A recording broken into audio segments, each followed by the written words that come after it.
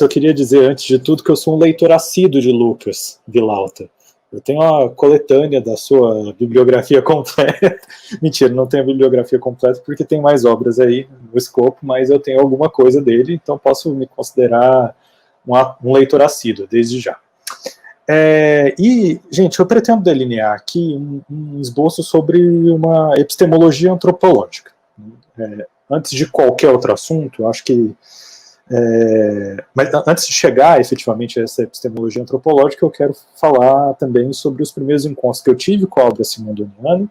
e celebrar a potência de uma introdução em devir. Bem, eu não tenho nenhum, por assim dizer, nenhum mito de origem próprio para o meu contato com a obra do Gilberto Simondon, mas depois de algum tempo isso acaba se misturando com alguns conhecimentos que só a universidade pode proporcionar para a gente. E apesar dessa imprecisão, que já pode frustrar de início as expectativas de uma boa história, né, eu lembro muito bem de quando eu decidi ler Simondon comprometidamente,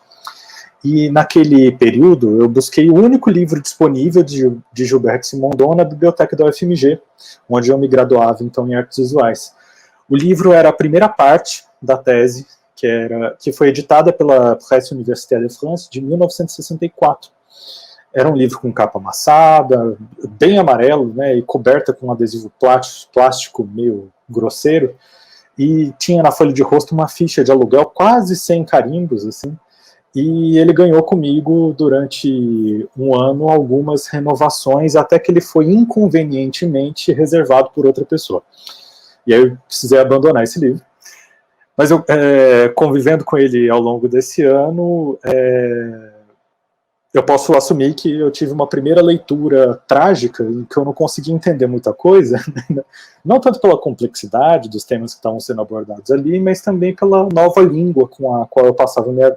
a conviver naquele momento. Bem, algum tempo depois eu acabei decidindo encarar o modo de existência dos objetos técnicos na sua tese complementar, que é a tese complementar de Gilberto Simondon, e depois das dificuldades desse primeiro contato com a sua tese, o segundo livro parecia um pouco mais amigável,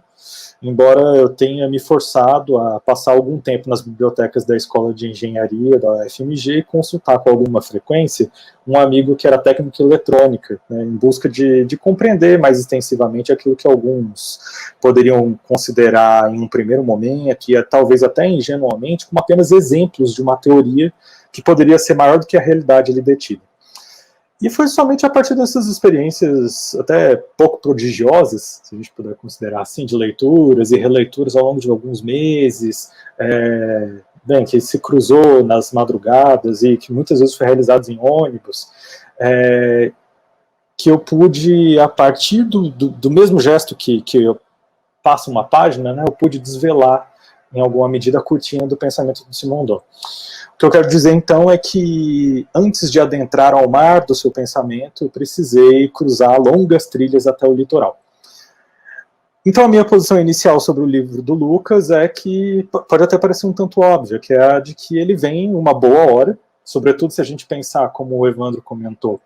que nos últimos anos as duas obras que eu mencionei anteriormente, a sua tese e a sua tese complementar, foram lançadas em português, mas eu tenho que assumir que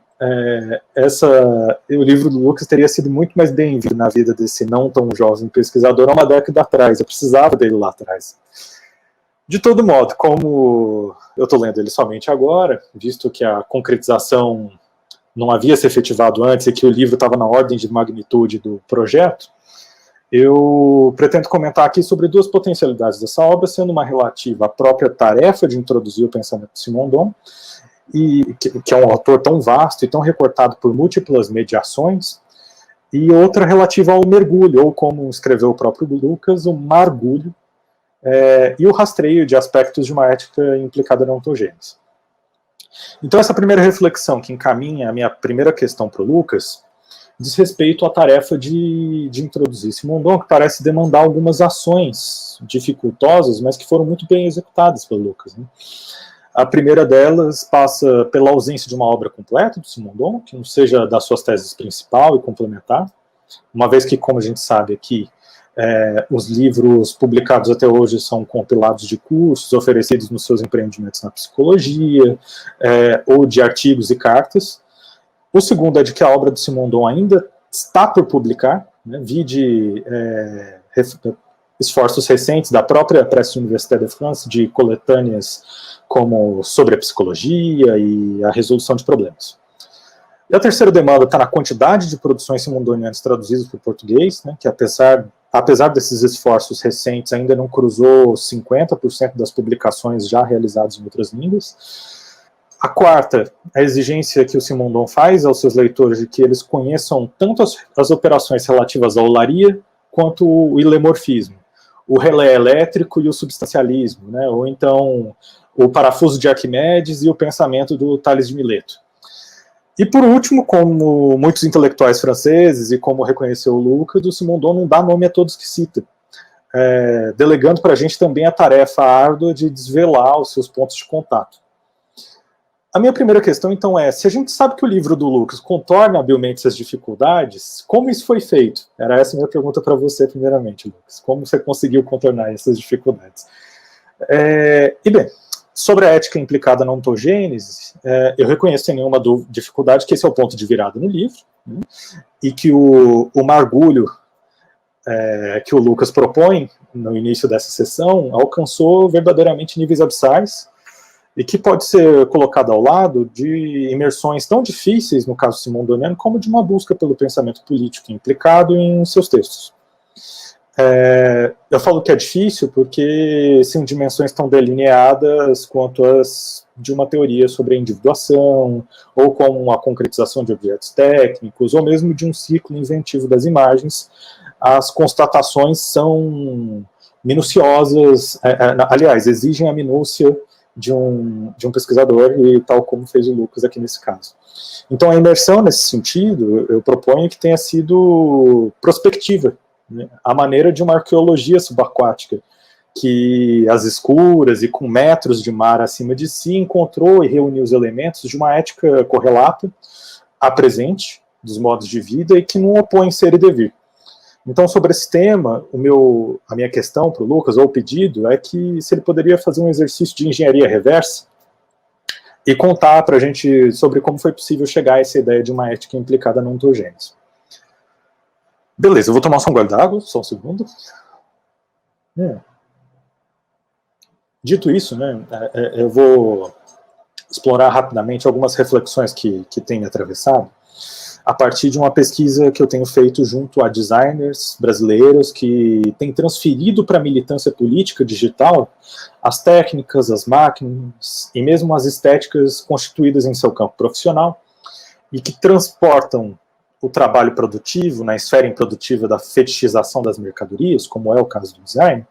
para a constituição de uma praxis operatória e majoritariamente digital. Então, aproveitando isso,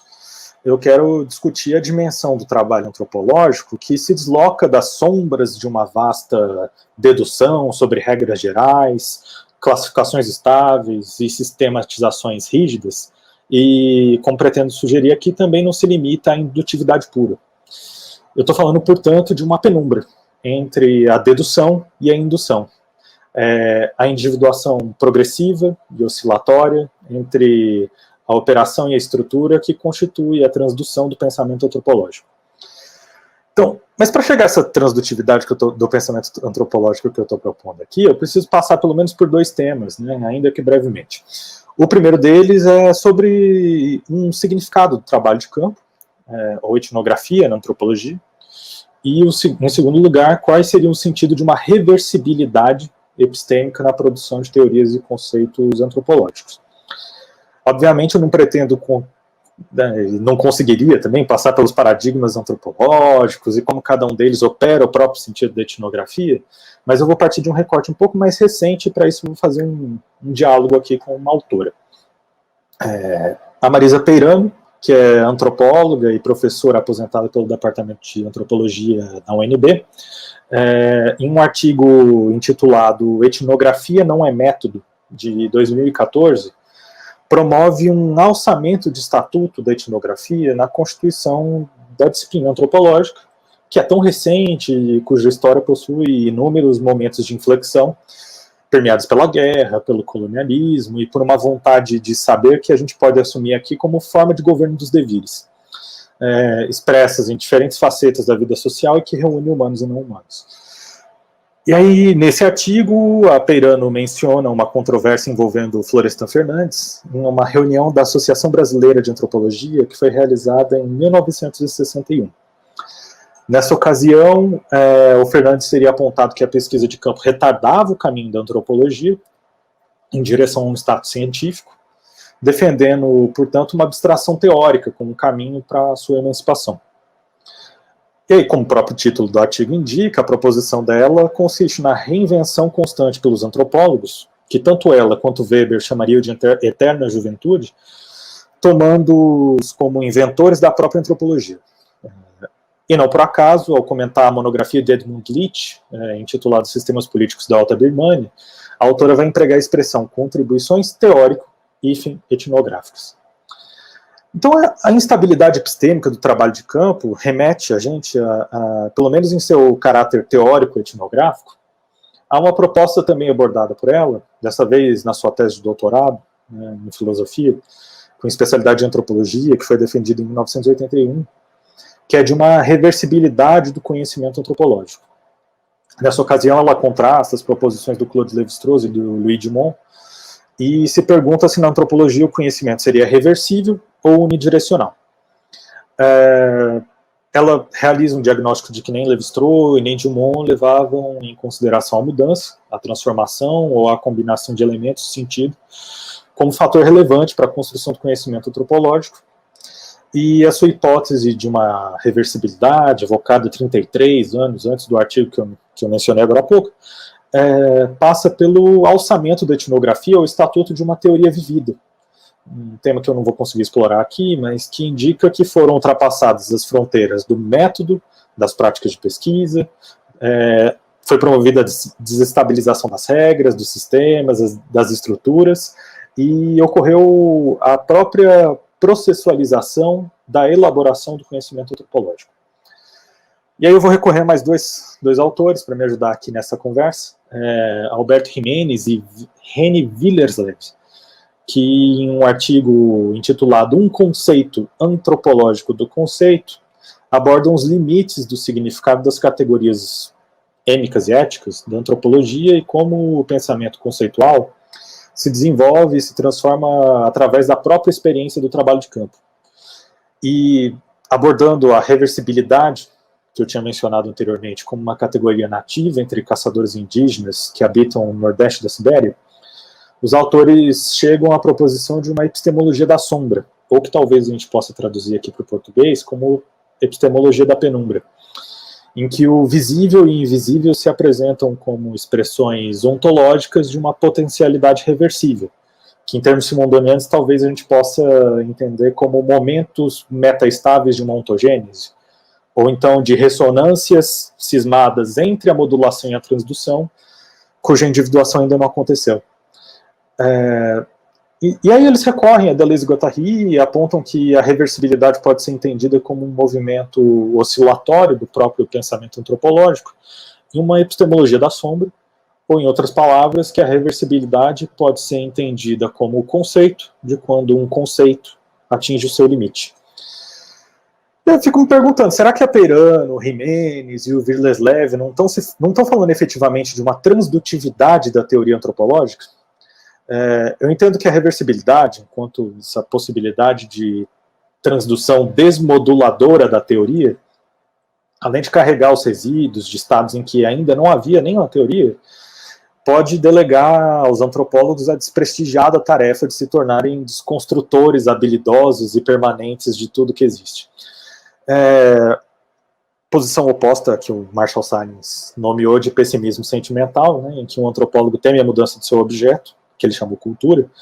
e reconhece no que é transformação o desaparecimento. Evidentemente, a gente não está falando aqui dos casos em que haja iminência de destruição de objetos, biomas ou ameaça à vida de humanos, né? Estamos falando de transformações menos destrutivas. Desculpa. Então, a reversibilidade, né, a desestabilização da teoria antropológica, pensando junto com o Lucas, parece ser a modalidade transdutiva da teoria. Parte de uma mesma jovem galáxia de conhecimento, da qual também fazem parte o esforço de retorno aos autores clássicos, a própria empreitada de definição de um estatuto da etnografia e a dissociação da antropologia de outras ciências sociais. A condição do conhecimento antropológico, portanto, está ela mesma submetida às amplificações moduladoras e transdutivas, promovidas pelos interlocutores do antropólogo em campo, pelos profissionais e pensadores da antropologia e pelo contato permanente com outras áreas de conhecimento.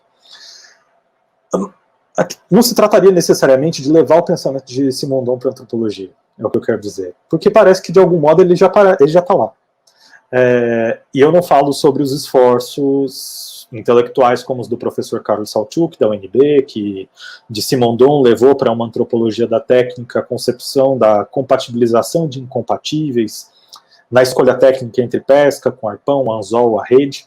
ou mesmo o entendimento do aprendizado como uma forma de gênese. Ou também não falo do caso do professor Rainer Miranda, da Univasf, que no seu mestrado abordou as ordens de grandeza do resultado na construção de violas de 10 cordas, e mais recentemente tem engrossado o caldo da proposição de uma ciência social das máquinas. Não é exatamente disso que eu estou falando,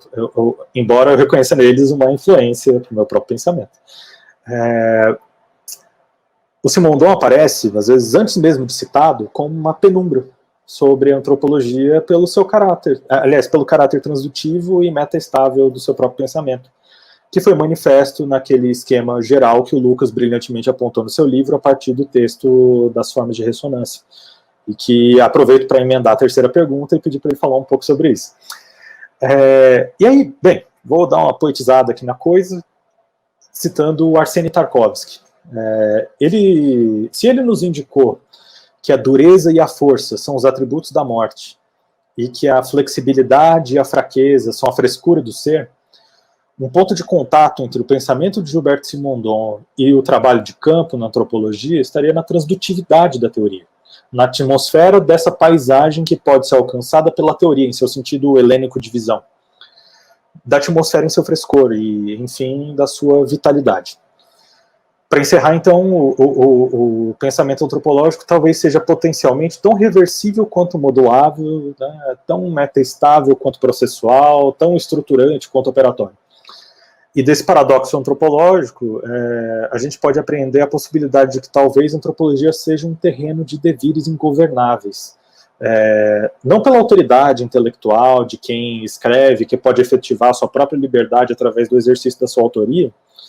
mas pela própria surpresa das relações que o antropólogo percebe em campo e daquelas que atravessam ele. O inesperado para a antropologia, então, é parte da sua vitalidade, que assume ou tem assumido como propriedade e tarefa epistemológica um possível realismo de relações.